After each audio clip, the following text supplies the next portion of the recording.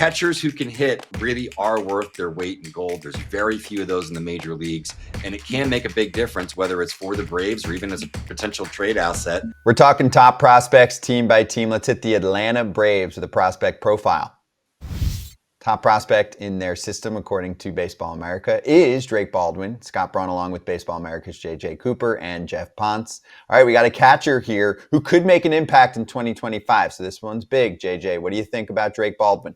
Drake Baldwin is the next in what is now a pretty impressive line of Braves catching prospects.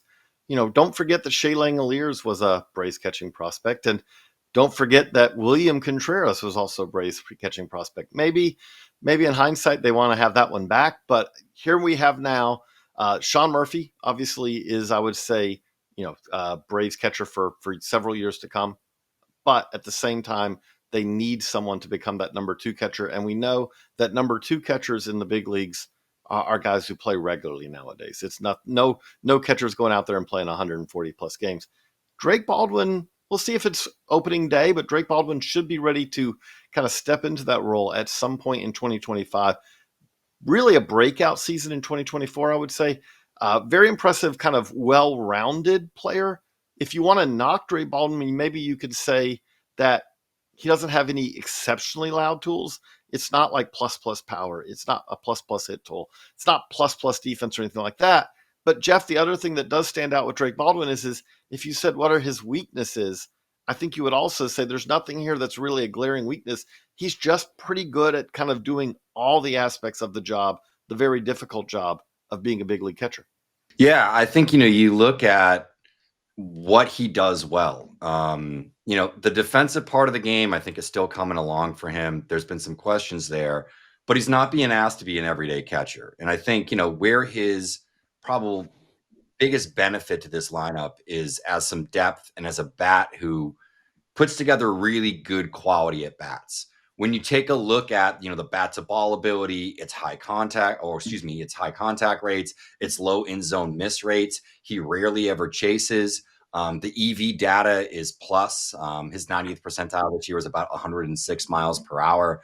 So when you combine all those traits, there aren't many hitters in general in the big leagues, in the minor leagues last year, who combine all those traits at the level that Baldwin does. So just as a hitter, he's a really sort of standout talent. And I think that's the biggest thing with Baldwin is that, if he can play a little bit of first base, or maybe they get him some run in left field when they need it or something like that, or even DH, he has the ability to maybe see 350 at bats and provide them sort of like that 10th man, that 10th hitter sort of in the lineup when they need it, and can play the matchups a little bit too. He's a really good offensive prospect. And if the catching comes around, they might be looking to move Sean Murphy soon. I won't go that far yet. But I will say that I do think that one of the things that Baldwin also stands out as is he's kind of the outlier here. The Braves have understandably kind of made their entire approach. We're going to draft pitchers, we're going to develop pitchers, and we're going to be really good at developing pitching prospects. And they have been, but they also haven't drafted a whole lot of hitters. They haven't developed a whole lot of hitters. And if you say, well, why is that? Well, I would say partly it's because they have a long-term deal locked up at catcher, Murphy, first base with Olsen, second base with Albies, third base with Riley, Acuna in the outfield, Michael Harris in the outfield. There just aren't a whole lot of openings here because of all the guys they have signed to long-term extensions.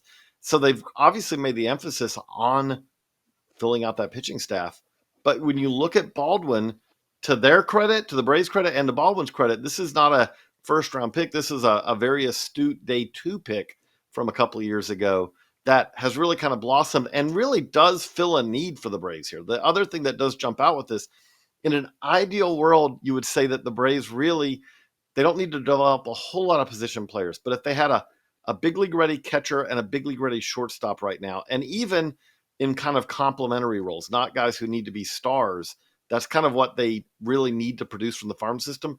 I don't know if they have that shortstop. I think Nacho Alvarez is a little bit more of a utility guy, but Baldwin is the perfect fit there as that number 2 catcher and should be able to do that for several years to come.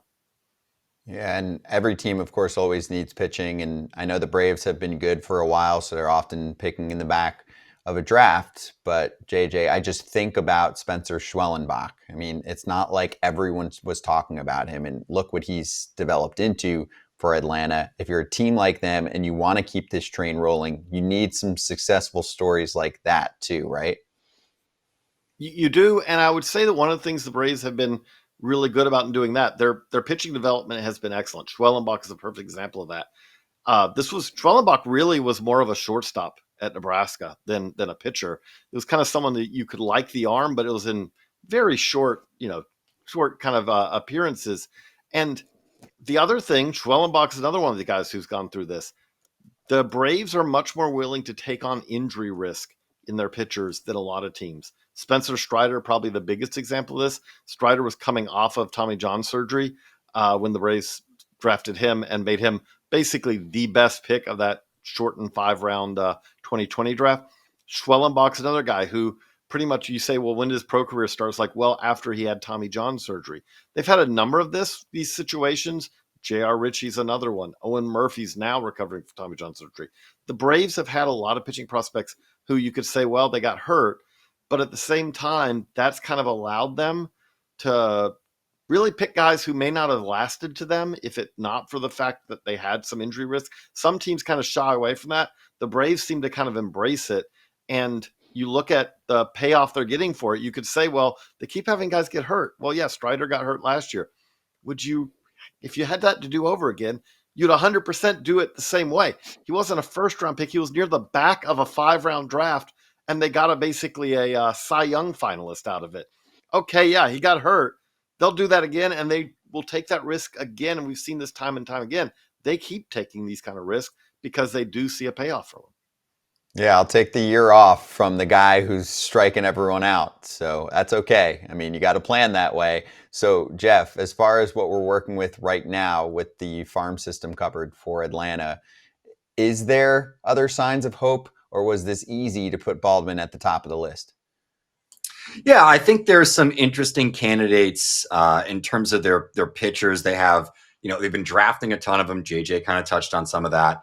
I think, AJ Smith-Shawver was probably the next closest candidate. Somebody who has major league experience in each of the last 2 seasons, has pretty big stuff in terms of, what his fastball is, sitting in the mid 90s, has a decent amount of ride, made some changes this year in terms of changing from the slider, kind of cutter slider, to more of a traditional mid 70s curveball, and really improved his changeup. So he did take a step forward this year in some development ways, I think particularly in his future as a starting pitcher. But when we kind of put those two guys together, I think, Baldwin is one where catchers who can hit really are worth their weight in gold. There's very few of those in the major leagues, and it can make a big difference, whether it's for the Braves or even as a potential trade asset. I don't know if the A's have anybody that the Braves want right now. That has seemed to be a very happy marriage. The A's and the Braves like to do business together. Hey, maybe we hit a point eventually, you can hope, that Atlanta is actually giving some major league assets to the A's since they've been bad for a while now. Maybe they kind of get it back. We'll see. Can I just interject and say, but if the Brewers try to slide into their DMs, just say no. Just say, no, we don't want to, Story Ruiz, throw in for Contreras, throw in here. Yeah, we'll just help you out. You just give us William Contreras, Joel Payamps, and I think there was someone else notable in there too. So look up that trade if you want a little more info, and get yourself a Baseball America subscription if you don't have one already. And also stay here if you'd like to learn about other top prospects per organization.